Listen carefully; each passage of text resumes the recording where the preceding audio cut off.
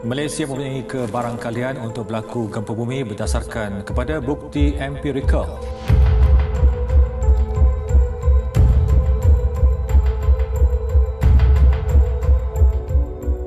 Bismillahirrahmanirrahim. Assalamualaikum warahmatullahi wabarakatuh. Malam ini aku telah melihat Nabi Muhammad sallallahu alaihi wasallam banyak kali dan berulang-ulang.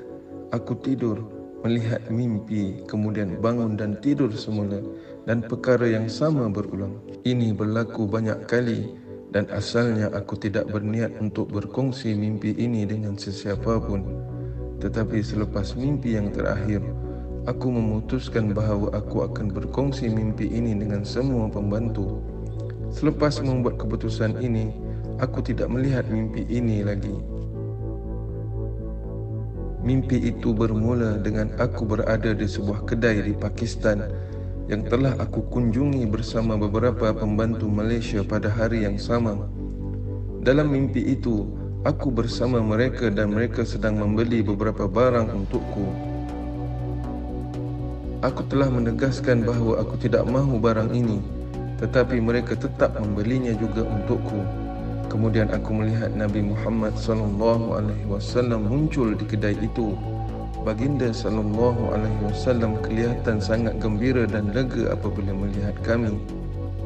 Baginda sallallahu alaihi wasallam mendekati salah seorang pembantu Malaysia dan berkata kepadanya dalam bahasa Inggeris, "Sepatutnya kamu membantu Qasim seperti ini." Selepas mendengar ini, mimpi itu pun berakhir. Aku bangun dan tidur semula. Kemudian aku melihat Nabi Muhammad sallallahu alaihi wasallam lagi, dan kali ini aku melihat Nabi Muhammad sallallahu alaihi wasallam pergi kepada pembantu yang lain di negara yang lain pula. Sebahagian daripada orang-orang itu sibuk dengan kerja mereka sendiri, dan Nabi Muhammad sallallahu alaihi wasallam memberitahu kepada mereka, "Sepatutnya kamu menolong Qasim dahulu." Dan ada beberapa pembantu yang sedang membantu kerja penyebaran mimpi, dan kepada mereka Nabi Muhammad sallallahu alaihi wasallam berkata, "Kamu sepatutnya lebih banyak membantu Qasim." Aku terbangun lagi dan tidur semula, dan mimpi itu berulang dengan orang yang berbeza, tetapi mesej yang sama dari Nabi Muhammad sallallahu alaihi wasallam. Tetapi setiap kali bermimpi, Nabi Muhammad sallallahu alaihi wasallam bersama pembantu yang berbeza di bahagian yang berlainan di seluruh dunia. Dan aku percaya aku melihat hampir semua pembantu di semua negara. Ini berterusan berkali-kali sehingga aku terjaga selepas beberapa siri mimpi, dan aku berkata kepada diriku bahawa apabila aku melihat Nabi Muhammad sallallahu alaihi wasallam lebih daripada sekali dalam satu malam, ia biasanya sangat penting dan kerja itu perlu dilakukan dengan segera. Dan aku telah melihat Nabi Muhammad sallallahu alaihi wasallam berkali-kali pada malam ini. Aku tidur semula, dan kali ini aku melihat ada gempa bumi yang besar berlaku di Malaysia. Dan pembantu Malaysia yang sama yang bersamaku sebelum ini mula membantu mereka yang terkesan oleh gempa bumi.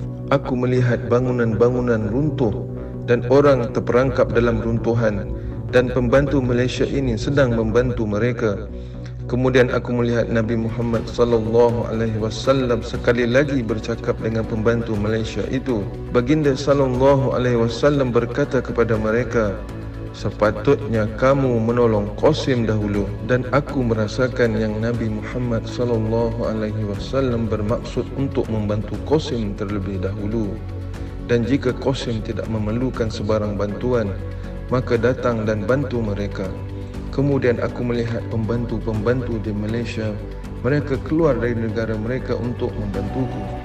Aku terbangun semula selepas itu dan berfikir bahawa pembantu Malaysia sedang membantu mereka yang memerlukan bantuan akibat gempa bumi, dan ramai orang terperangkap di rumah mereka dan di bawah bangunan yang runtuh. Mereka lebih bermasalah dan memerlukan bantuan terlebih dahulu. Aku tidak berniat untuk berkongsi mimpi ini pada masa ini, tetapi aku fikir aku telah melihat Nabi Muhammad sallallahu alaihi wasallam banyak kali pada malam ini. Dan aku juga berkata kepada diriku bahawa apa yang Nabi Muhammad sallallahu alaihi wasallam katakan adalah penting dan sentiasa benar. Oleh itu aku harus berkongsi mimpiku dengan semua pembantuku. Selepas membuat keputusan ini, aku kembali tidur dan kemudian aku tidak melihat mimpi ini lagi.